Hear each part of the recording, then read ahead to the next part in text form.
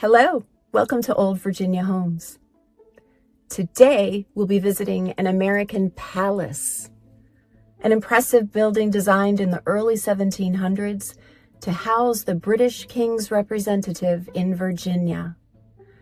The Virginia General Assembly agreed in 1705 to finance its construction, but the project dragged on and on year after year, giving the public the perception of a never-ending pipe dream. And then, Lieutenant Governor Alexander Spotswood stepped in, pressing the Assembly for more funds, lamenting that the unfinished project would be, to all strangers, a visible testimony of an imprudent undertaking. While Spotswood was concerned that the perpetually incomplete construction project would be ridiculed, the script was then flipped, and Spotswood himself was ridiculed for ballooning costs and extravagant plans. For a time, the palace became known as Spotswood's Folly and was an endeavor that nearly broke the bank.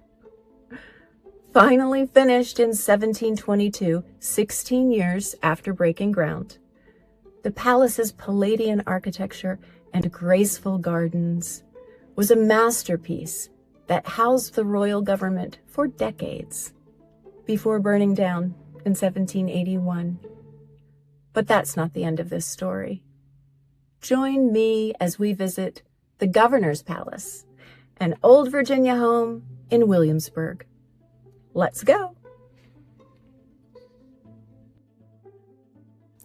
After the Governor's Palace burned down in 1781, it was resurrected 150 years later in 1931, although it took meticulous research and careful reconstruction before its completion in 1934 as the crown jewel of Colonial Williamsburg. Fitting, after all, as the original Governor's Palace was a clear nod to the Crown's presence in the colony's capital city. Although what we see today is a reconstruction, it was painstakingly pieced together and is close to being 100 years old itself. It was initially thought that the palace plans were lost to time, but then a 1730s copper plate from the Bodleian Library at the University of Oxford was discovered, or rediscovered, in 1929, which included elevation plans of the main building, along with glimpses beyond the main block.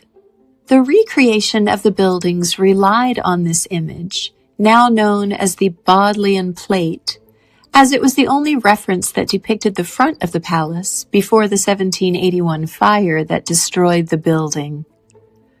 A faithful reconstruction of the palace relied not only on the Bodleian Plate, but also used information garnered from Thomas Jefferson's drawings and Virginia Assembly records. Also, during the excavation in 1930, architectural fragments were unearthed that guided the more minute details of the reconstruction. And as the excavation progressed, archaeologists discovered a cemetery which is thought to have originated when the palace served as a hospital during the Revolutionary War.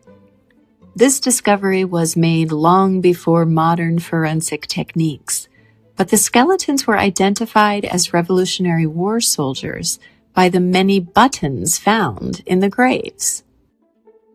The Governor's Palace became home to 7 royal governors, Virginia's first 2 elected governors, Patrick Henry and Thomas Jefferson, and hundreds of servants and enslaved people who provided the work of running both the palace and the 20 surrounding support buildings.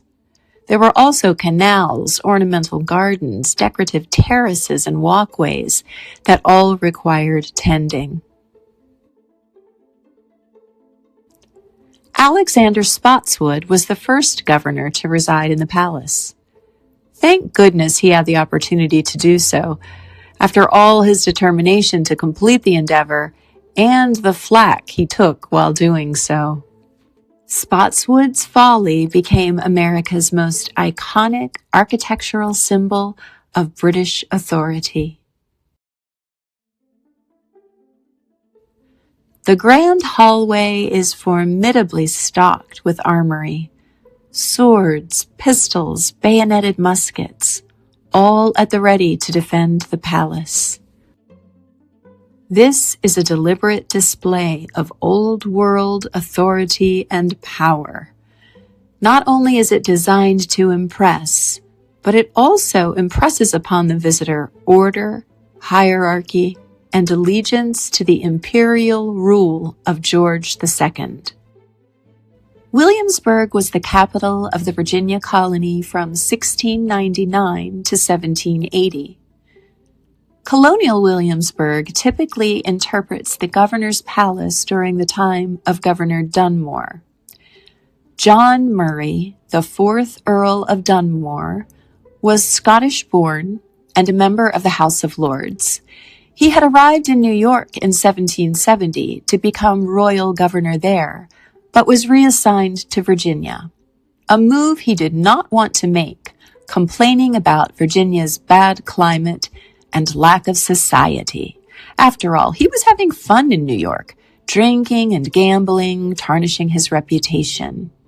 He had left his wife Charlotte and 8 children in Britain, a decision which probably further enabled his bad behavior here. He unsuccessfully sought permission to remain in New York, but begrudgingly relocated and took office in 1771. Lord Dunmore made an effort to become part of this Virginia society that he thought was lacking. He purchased a plantation in York County, and his enslaved laborers worked there and at the palace. But his reputation had preceded him, and his alleged philandering was often the topic of conversation around town and beyond. His wife and children eventually joined him, and they welcomed their 9th child, a daughter they named Virginia. Perhaps Lord Dunmore was attempting to ingratiate himself to the colony. Hopefully, Lord Dunmore's yearning for opulence and a perception of royalty, or at least civility, was met here in the ballroom. This luminous space was designed for lavish entertainment, reinforcing the governor's prestige. Beyond the ballroom is the supper room.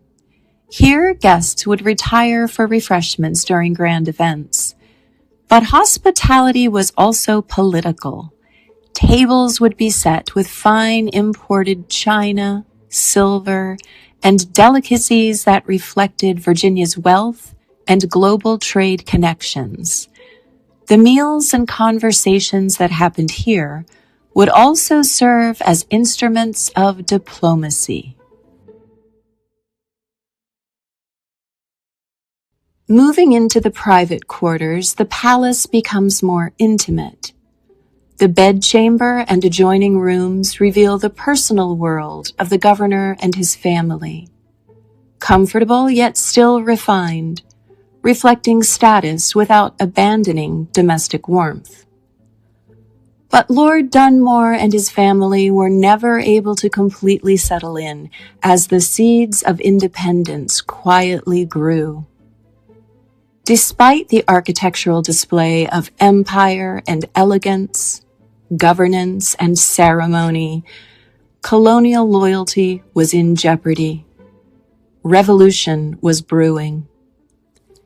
In 1775, he followed orders to remove the gunpowder from the public magazine, sparking outrage among Virginians. Dunmore's home became a fortress. He lamented, "The commotion in this colony has obliged me to shut myself in and make a garrison of my house, expecting every moment to be attacked."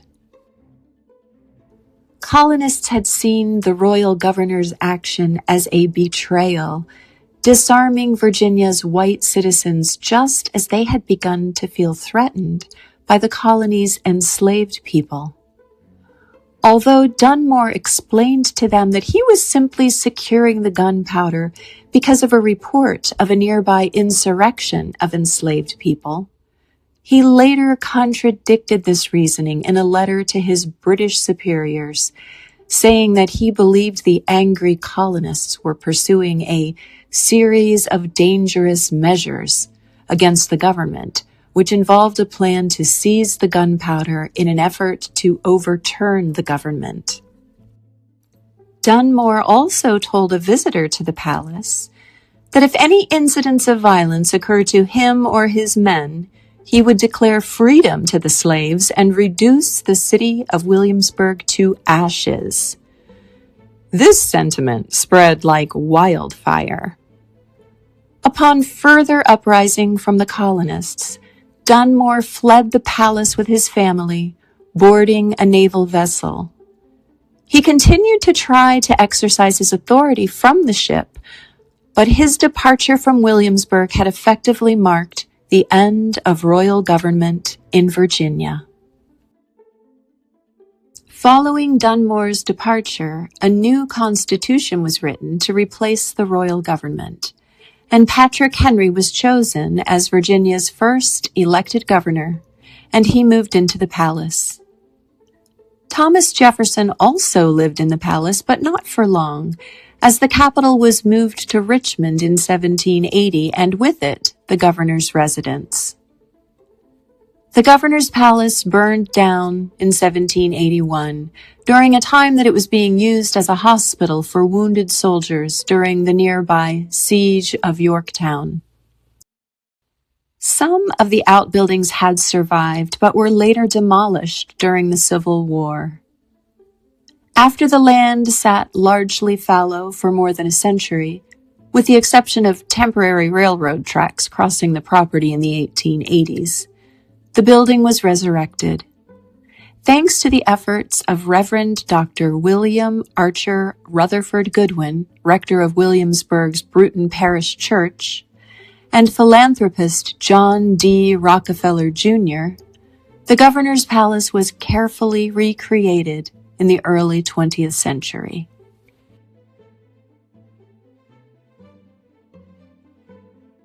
Thank you for visiting the governor's palace with me, an old Virginia home.